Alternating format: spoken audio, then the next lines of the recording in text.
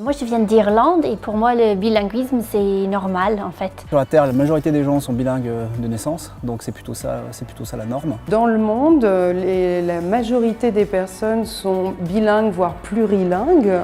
Ma fille est née en Bretagne et je pensais que pour elle, ça serait important, le breton.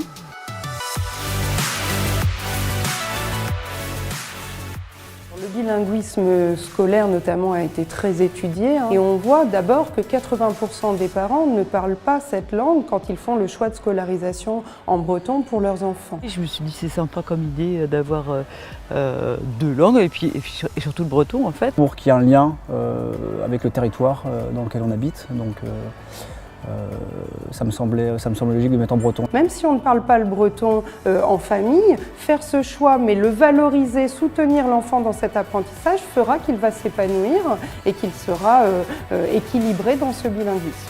Parler en breton, ça me fait un sentiment, un bon sentiment.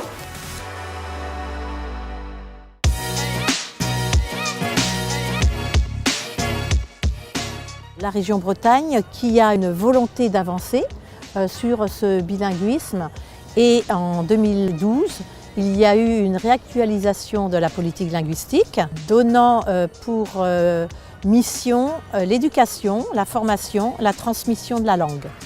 Et il y a eu là un travail de fait des collectivités de la région Bretagne.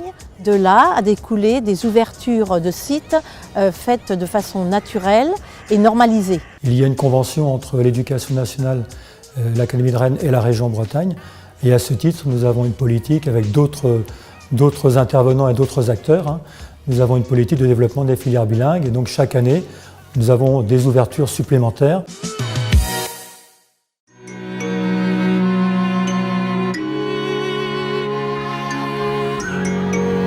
La langue de la Bretagne. Je trouve que c'est beau le breton. Pourquoi un bilinguisme breton-français? On est en Bretagne, cette langue est pratiquée et ça va faire sens pour l'enfant puisqu'il peut entendre cette langue dans son environnement, dans sa famille ou dans la société et c'est une sorte d'ancrage pour lui, un lien qu'il peut créer.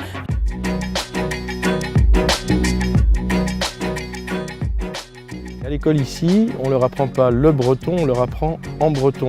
Dauhugen, Trihugen, Pevarugen. Quand on parle de bilinguisme, c'est vrai qu'il y a les deux langues, mais on ne limite pas la notion de bilinguisme à l'apprentissage du breton d'un côté et du français de l'autre. Les deux se font de manière naturelle, se croisent tout au long des apprentissages en école primaire. Le breton est appris de manière naturelle à l'école, dans un bain linguistique. Et donc, ils ne passent pas par le français pour apprendre cette langue. Ils peuvent puiser dans ce bagage pour s'exprimer. Ils font une gymnastique intellectuelle qui est intéressante. Dawa Pevarugen. Ils aiment bien montrer ce qu'ils apprennent en breton à la maison. Ça passe surtout par les chansons, les miens sont encore petits. Toutes les périodes où ils étaient petits, ils sont grands maintenant, où effectivement c'était plus moi qui leur apprenais des choses, ou leur père, et c'était eux qui nous apprenaient des choses, et ça a été un échange très sympa, quoi. À force, on commence aussi à comprendre quelques mots, les consignes, sachant que les enseignants font toujours attention à ce que ça soit bilingue dans toutes les consignes qui sont passées. Donc on arrive aussi à s'immerger un peu dans le breton. De nombreuses études ont montré que ça apporte à l'enfant à la fois une compréhension des langues, donc une facilité pour apprendre d'autres langues, mais aussi d'autres matières comme les mathématiques, la musique, etc. Donc c'est très positif pour les enfants, c'est aussi une forme d'éveil puisqu'on est confronté à minima à deux cultures, voire à plusieurs. Ça a un sens en Bretagne, puisque la langue bretonne y est parlée depuis maintenant 15 siècles. Et elle a été très très longtemps la langue unique, ou presque unique, de la population, comprendre les noms de lieux, comprendre les noms de famille, comprendre la culture et le monde tel qu'il est aujourd'hui en Bretagne. Et la culture bretonne en langue bretonne, ça ne peut se faire de manière efficace et positive que grâce à la langue bretonne. Parce que pour moi, ça me rend, comment dire, un peu, j'ai l'impression d'être chanceuse.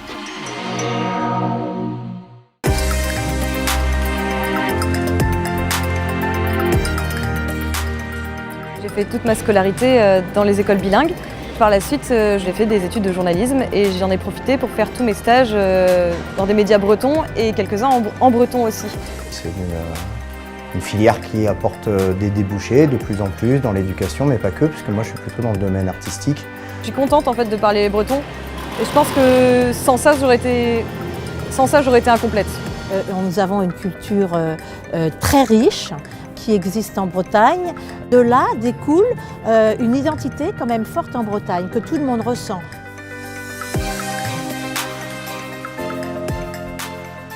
La Bretagne, elle, tous les jours, continue à nous parler breton.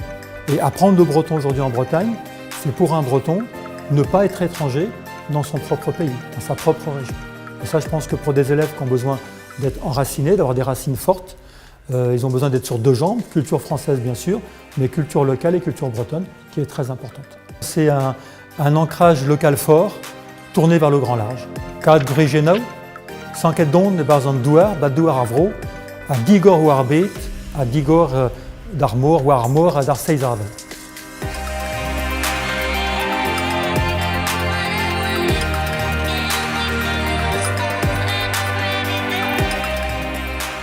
C'est la langue de chez nous.